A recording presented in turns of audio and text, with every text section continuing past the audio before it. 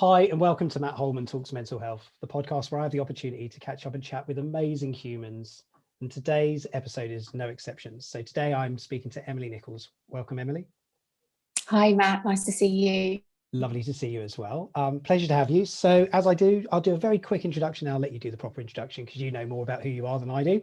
So Emily and I have known each other for, quite a few years, I guess 10 years, maybe around about 10 years. Our children went to school together before Emily and her family up to moved away from that school, but we've seen each other in random locations or random spaces. I think the last time was at a business travel show in London, an exhibition that none of us knew we were going to be at. Well, we knew we were going to be there, but we didn't realize we were going to bump into each other. And it's just lovely to sort of catch up because I know things have changed. You've had experiences over your life. So again, just welcome. Thank you so much for saying you will do this recording with me, and welcome to the podcast. So you could do your introduction. Thanks, Matt. Well, I think that pretty much sums me up, really. So yeah, as I said, it's a pleasure to be here.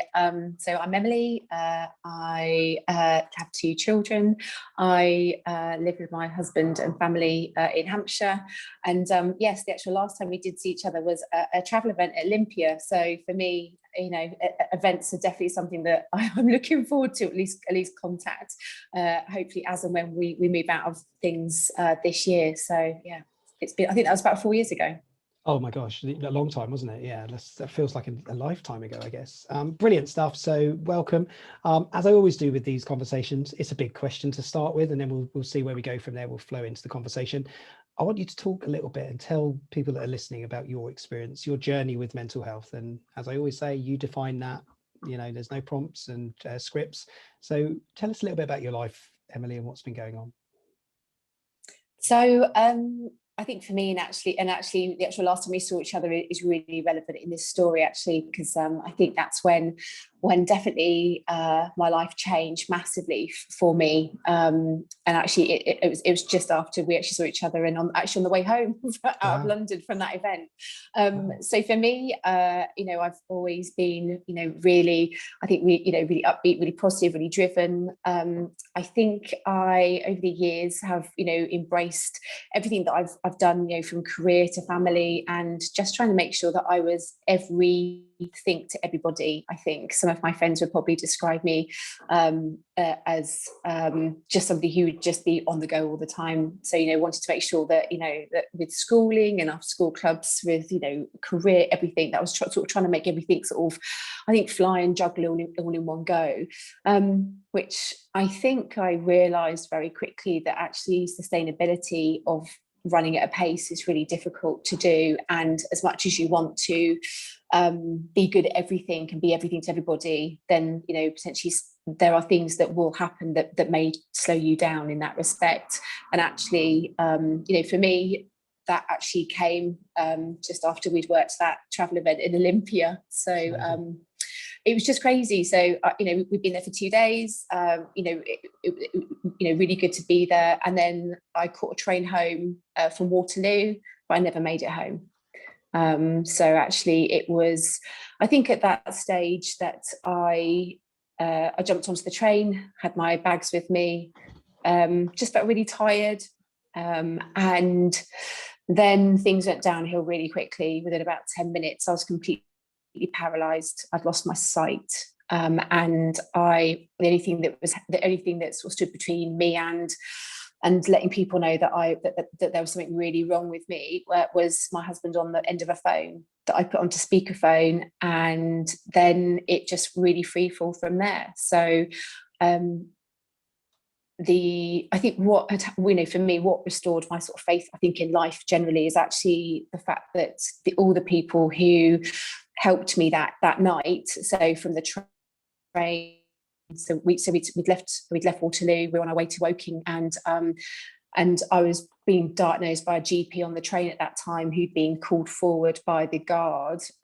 whilst my husband was relaying to this guy, actually a really nice guy in a suit, really nice business guy called Chris, who was like, tell me what's going on. I think there's something wrong with your wife. And then those sort of conversations happened. And then this really nice GP came and sat next to me in a really awful tie, bless him. Right. and because I'd sort of lost my right side completely, so from head to foot, couldn't move. My vision had gone in my right eye, and then he just said to me, I'm really sorry, but I think you're having a stroke. Wow. So I need to find the best care, best hospital possible. And he was like, I think I know what we need to do next. So a lot of people in the carriage, trying to make me comfortable, trying to talk me through that. And he was like, we're going to go to the next stop, and then I'm going to get you to Woking, where you're going to be taken off, and you're going to go to Chertsey St Peter's. And at this stage, a lovely lady had come and sat next to me, holding my hand, and she was like, I'm going to come with you, don't worry about it, I'm getting off this train with you. Didn't know me from, and I think, all of these things, you sort of I was sort of sat there thinking, I'm going to die on a train full of people who don't know me, and I'm never going to make it home. I'm not going to get off this train where I want to get off of it. And also massive denial on actually a stroke. You just don't put those two words together. You just don't. I think, I was 37 at the time. It's actually 4 years this week, and you just can't compute that. And then when my face started to slip as well, you sort of then think it's just game over. And I didn't know at the time, but when you start to research these things, from the minute it starts to happen, then through to when you receive treatment, it's all about time. So you literally have like a 4-hour window with some of the effects, but it's really time driven, time sensitive. And I said, if it hadn't been for everybody traveling on that train, and then the ambulance crew taking me, and this lovely lady coming with me, who was on the phone to my husband the whole time, talking, he was in the car driving, and and then getting there. So for me, it was definitely a massive shock. I hadn't had anything that that had sort of told me that maybe things were going to go a bit on a downward spiral with my body. But I think in hindsight, you look back, and I think I'd just taken on a lot in regards to and they a lot of them say that with stress, with strokes as well, it's stress related, and if you can't, and there was no root of cause that was ever found. Right. So for me, every single test under the sun came up with a negative. It's what's called like a cryptogenic. So it's not. So there isn't any root of cause. It just happened. A blood clot had just gone, was in my brain, and then that was it. Everything just shut down from there onwards. So so for me, it was going into hospital and then being thrombolyzed, which is an injection that's a blood clotting drug that's run through your body, and being laid there with a nurse for a couple of hours, and then actually after about 2.5 hours being able to actually feel my hand again and some parts of my right side was just overwhelming, because I thought I think you just think that you're never going to come back from that. You can't control it at that time. There's nothing you can do. It's just it's whatever's going to happen is going to happen to you. Sure. And then it's about trying to. I think for me, it was about trying to establish who that had made me. So it's really hard when you are perceived as somebody who's just like, I don't know, bright and breezy, ever the positive, and then all of a sudden you feel like everything's been taken away. Confidence levels are just, are just really difficult to sort of gain back. And then also as well dealing with your own head. So I think after that, I lived in my head for about 6 months. Yeah. And then you're just trying to sort of, and then you're just trying to ascertain what that's, who are you still the same person?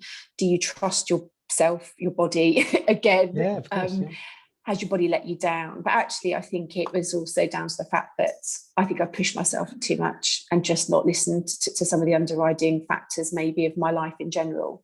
And also I was working at the time for somebody who was very, I don't know, very brutal with maybe some of the actual delivery of maybe how things were with work as well. So I think I put myself under a lot of stress from that perspective.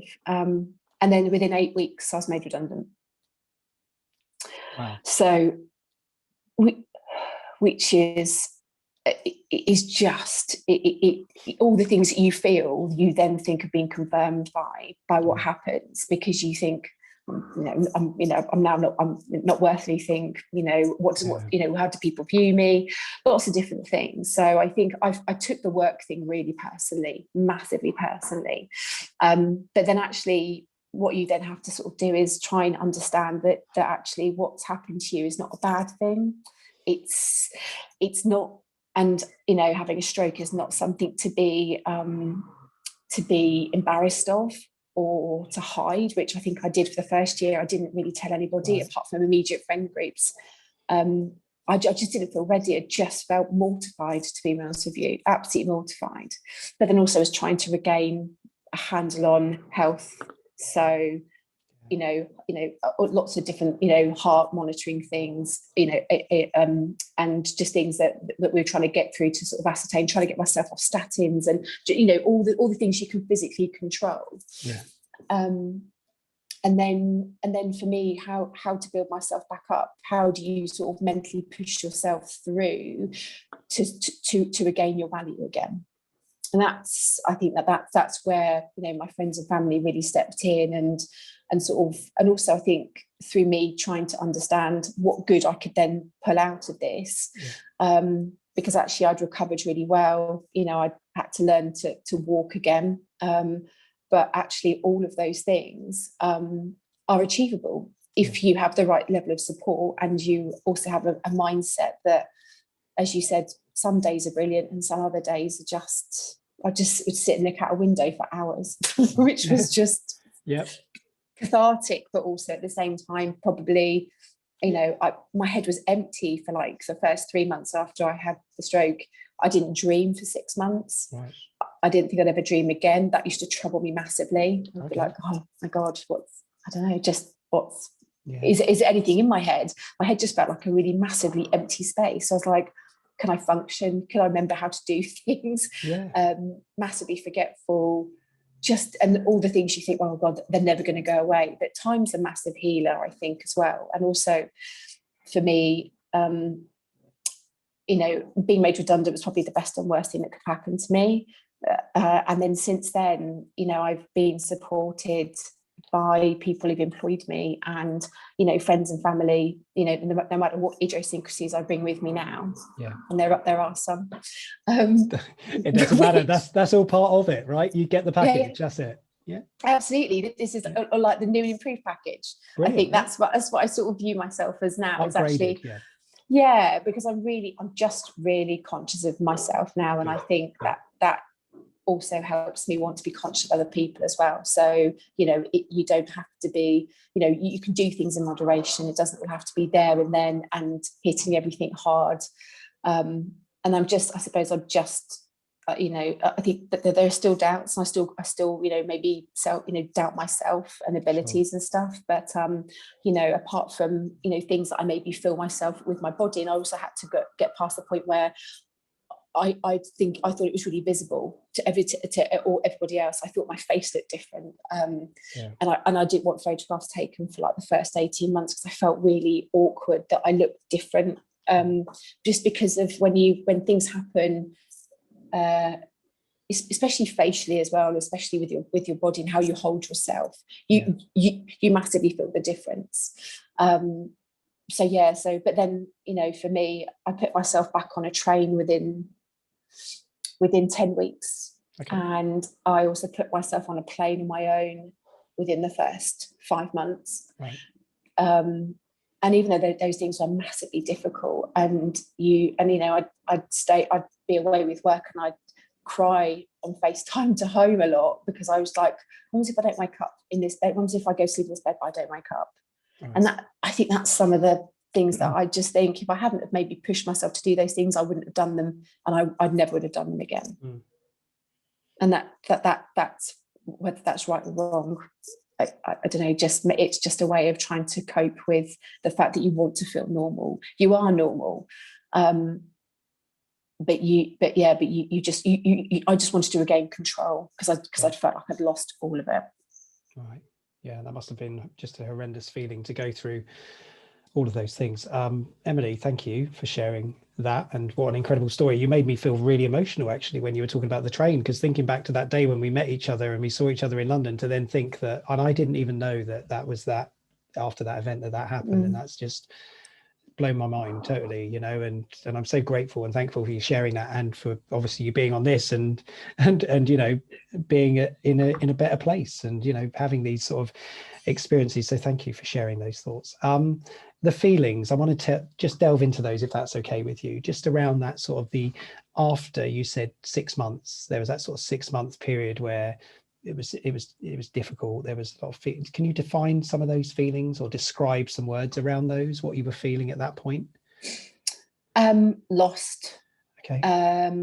I think overwhelmed, and those were like the negative feelings. And I think that, you know, there are positive things where you actually look back at it and you go, actually, I felt probably, you know, I felt out of control. I felt like I couldn't trust myself, because I didn't know what might happen next. And I think you sort of live with anxiety for about 18 months after something like that's happened, because actually the percentage of having another one, or the percentage of actually something else happening to you, is massive. Yeah, of course.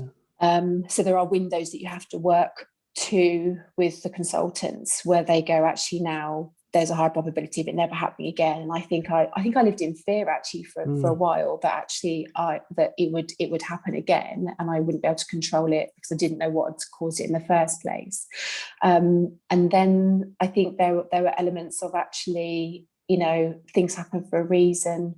Has it actually made me a better person, which I know sounds really bizarre when you look at things like that. Has it, you know, am I more connected to myself? Yes, I think I was. Yep. And just all those things, but definitely questioning myself. My confidence was terrible. And also I really wanted to try and prove to people that I was still me. Yeah. And that's tiring. Yeah, of course. And were you communicating during that period with sort of your husband? Were you talking about sort of those feelings with other people? Did you have any other sort of support, counselling, support therapy, or anything like that was going on? Yeah, so I got in touch with the Stroke Association because I just needed to understand how somebody, when you look at illnesses, you look at illnesses in age brackets. Well, I did. That sounds terrible, doesn't it? You almost sort of pigeonhole yourself and go, oh, when I'm X age, then that will happen to me, and I could expect that. And I just couldn't get over it. I just couldn't get past it. It was just really difficult. You know, I woke up on a stroke ward with the lovely little ladies in the beds next to me all thought I was a nurse at one stage. Oh, really? Just having a rest? Well, but when I started to get up and around, I was doing physiotherapy. They were like, could you help me brush my teeth? And I was like, oh, okay. It was, but you know, but their stories have been, you know, a lot of them have been on the floor for days. I mean, it was just terrible. Yeah. And there I was, you know, being more capable than most. And I think, you know, from that perspective, I wrote, you know, I emailed the Stroke Association. I was like, how do I get past this? I've got so many questions. And actually they put me, they then responded back. And I actually wrote an article for them to sort of try and describe how I felt about everything. And I think the writing part helped me to try and get past some of it. Yep. And then I was using forums with people who were of similar age, who were then trying to just understand what everything meant as well, and maybe, you know, looking at support groups locally. But the only thing I think I found is that in everything you find, everybody was a lot older. Yeah. So also when I left hospital, I refused physiotherapy because I didn't feel from locally. Actually, my husband got me a treadmill and I started to walk here at home on my own because I was a bit of a liability being out on the streets, falling over. And I just didn't feel like I could take it because I wasn't, I don't know, in that time, maybe where I was priority. Which sounds weird, doesn't it? But no, it doesn't sound weird. It's what you've been through. It's your it's your experience, your journey, and you're right. The questions you were asking were perfectly normal questions, actually, and what you experience. This thing about age and expecting, certain ages, certain things to happen, it's not always true, right? There is exceptions to those rules, yet societally we sort of bracket people into, this is what depression looks like, this is what a cancer victim or sort of somebody with cancer looks like, or and this is what somebody with a stroke looks like, and it doesn't always correlate to reality, does it? And that's what we have to, everyone's journey is unique, which is why I love these conversations, because you're not telling the same story that somebody else has told, and similarly everybody's telling their own experiences and stories. So let's progress this forward into sort of some of those positive thoughts and things, because I love this thought that says, the new version of you was born, and whether that what normal means, I don't know. No, none of us are normal, surely, are we? Because that's just boring if we're normal. Then the unique Emily was born, the new unique Emily. So what happened? What did you do? And I know you've done some events and things. So, what's been your process since that point?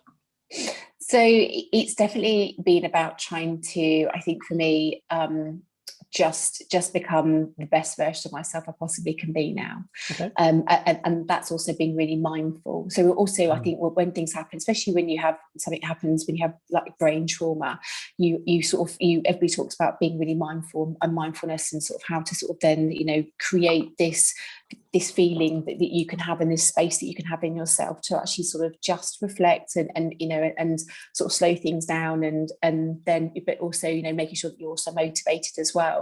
So I think for me, that took a lot of time to get used to, because my pace is never slow. It's always like, right. I don't know, I just always feel like should we be doing something, or yeah. And then I think then also what I realized is actually that I wanted to also, with family as well. Then I started to run. So I did, 5K for registration, did a 10K, and then I did a half marathon. Brilliant. And I know as a fellow runner, having I aspire to actually maybe go bigger as well at some stage. Okay. But I think to also sort of raise awareness, and also to also raise money especially towards nerve-ending damage, because that's what I've been left with residually, is like, I can't feel my right foot properly, and my hand always feels like it's on fire. Right. Which is just weird. Always feels like it's hot and burning, but that's all nerve-ending damage. But that, after 2 years, they hope that it would right itself. So I suppose just trying to understand, what how you can help somebody else, because actually when you look at it on the face of it, lots of people go through it, and so sort of I think just feeling like I have a purpose now, that actually I've been put here to actually try and drive something completely different, and also the give back for me is massive. So I've got this really big thing where actually I just want to be able to actually do more, and that feeling of being able to sort of try and, I don't know, support, help, and do other things. Yeah. And then from a personal perspective, then it's definitely been a lot better in regards to everybody, and also how the boys have felt. Because obviously when it happened, for the boys it's really difficult, because my youngest was really, would come and see me in hospital, and the eldest wouldn't come into hospital. Right. Which is really difficult. But you have to respect how they feel about things like that. You have to respect how they view the fact that what's happened to you, and potentially maybe even losing a parent is just one of the hardest things to have to process. And then work-wise, I just then decided to pick, and I really enjoy working. It defines me actually a lot, because I love the structure, and I was just worried that I wouldn't be able to find anybody who'd want to employ me. And actually, I think I was really wrong about that. I think the resilience side of things, and also my determination also makes, I think, for me, just makes me work differently maybe. And then I got a great job actually with the person who employed me, knowing everything about me, and he was so good, good. Can't thank him enough. And then with my career now, and my employer now as well, and the team I work within, not all of them know everything, but I couldn't be anywhere better. I honestly believe that, just in regards to, and also the actual team there who interviewed me also knew a thing about me as well. So I always thought it'd be a weakness and a hindrance, or there'd be concern, but actually that hasn't been the case. And it makes you authentic and genuine, and who you are is not something you should ever be ashamed of. You didn't choose the illness. We talked about that before as well. And, you know, nobody chooses to have a mental illness, a physical illness. It just sometimes happens. And these things, you know, maybe they're sent to test us, to trial us, to see if we can get through them. And we will, because the human will to survive is so great. And Completely. I'm sure some of those people that didn't know your story now might hear your story for the first time, or might know a bit more about it.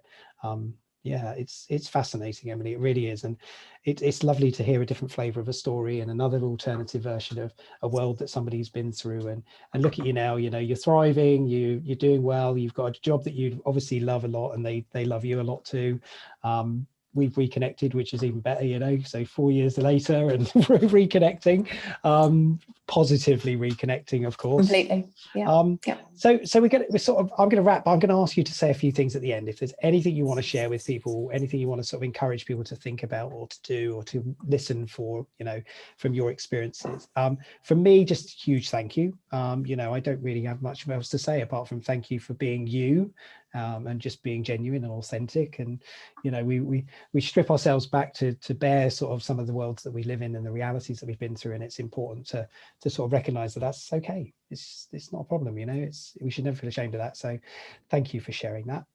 Thoughts from you, final thoughts, comments, anything? So I think the only thing I'd say is that, you know, I think everybody has been through a lot in the last sort of 12 months. And I think what you have to remember is that these things don't necessarily have to define who you are and who you're becoming. I think I think in your own head, you can, you know, be as critical as yourself as you want to be, but that doesn't necessarily mean that that's how everybody views you, and the perceptions are like that. And I think that for me, that's the biggest thing that I've sort of tried to get over, is actually, how do people perceive me, and what's the view then taken away. And I think, as I said to you at the beginning when we first started to actually chat, is that, you know, not all days are good days, but that just doesn't matter. And that actually, you know, there are things that help you get through the days, the weeks, and the months. And you just got to, you know, you've just got to like yourself, I think. And that's so hard to do, right? That's so hard to embrace. And it's so difficult to sometimes come to terms with. But I think sometimes that is maybe the key to a lot of these things as well, is actually, you know, once you start to embrace, enjoy, like who you are, who you've become, what you know, or what you want to do, then it makes things a lot less tiring. Definitely. Yeah. I don't know. Take out all the stuff you don't need and you don't need to do, and do more of the stuff that you do. So what is it that you do that makes you happy and healthy and keeps you well? Oh my God. So I think from my perspective, it's having the ability to just try and switch my head off sometimes. Yeah. And that actually things will be there tomorrow. Mm-hmm. All got this urgent need to respond back and do things. God, yeah. We're all so connected now. And I think I sort of say to my team as well, it'll all be there tomorrow. It'll be there tomorrow. And also with the boys as well, you know, my son's, you know, homeschooling, education, you know, when you feel like enough's enough, you know, sometimes it maybe is. And not to be too hard on yourselves with the things that you potentially feel like you can't do, because there are ways in which we, you know, that we'll find a way. It's not just them, that we have to find a way as a group as well. Yeah. So, yeah, I think so. So there's no harm in just sitting there looking out the window then, is there, for a little while? Do you know what? There's one of the things that actually, when I came out of hospital, I spent a lot of time looking out the window. And you know what? There's no shame in that. And I think one thing for me as well is that, you know, I dream again now, and I didn't dream for months after I had my stroke. Yeah. And just to, you know, just to embrace that. Honestly, it's one of the biggest things I worried about was, would I ever dream again? Yeah. Crazy. It's incredible, crazy. Incredible. It's the small things, isn't it? You know what, we don't appreciate them until we don't have them, or until we're challenged to, you know, to the way we see them. So I find it fascinating. I think the thing looking out the window, I think it's a great idea, because actually it gives you that moment of peace. That's what mindfulness is all about. That's what, you know, just being calm is all about. It doesn't have to be a window, of course. It can just be sitting outside on a bench or a chair or whatever you want to do on the garden. Yeah. Emily, it's been amazing. I'm so happy that we reconnected. I'm so happy that we've had this conversation. That you're doing so well as well, and I continue to hope that you know, journey for you is good. And as always, you know, if anybody is listening that is struggling, if anybody does want to know more, of course, the Stroke Association has more information around strokes. If anybody is, unfortunately, you know, finds themselves in that position where they have it, or they're supporting somebody who might have been through that experience. If you are struggling with mental health challenges or anything else, other impacts, then please, you know there's always somebody there to talk to. Samaritans is always available 24 hours a day, 7 days a week, 116 123. Please feel free to give a call, or you can text to shout at 85258 just to talk about some of those things that might be worrying you. So brilliant stuff. Thanks, Emily. I wish you all the best. I think a dog might have come into the side there. There's some little animal going on down there. Yeah, he literally's just walked in. Arrive, so. yeah. For anybody listening on the podcast, if anybody is still listening, there's a dog, but you can't see it, so don't worry about flipping over to YouTube to watch this. But thank you so much, and you stay safe and look after yourself. Will do. Thanks, Matt. It's been a pleasure. Oh, you're welcome.